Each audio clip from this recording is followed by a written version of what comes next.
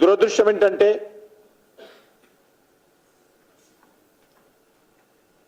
మూడు నాలుగు సంవత్సరాల లోపలనే కట్టినటువంటి ప్రాజెక్టు ఈరోజు నిరుపయోగంగా కేసీఆర్ ప్రభుత్వం యొక్క అవినీతికి అద్దం పట్టే విధంగా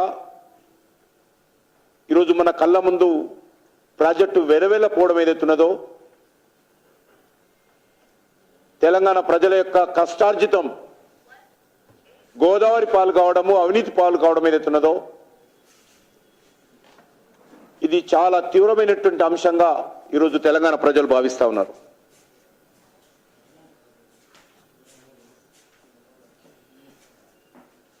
కాళేశ్వరం ప్రాజెక్టు భవిష్యత్ ఏంటి?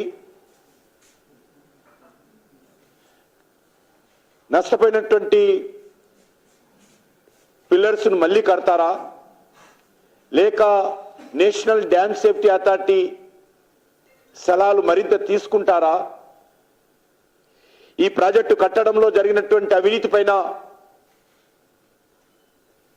కాంగ్రెస్ పార్టీ ప్రభుత్వము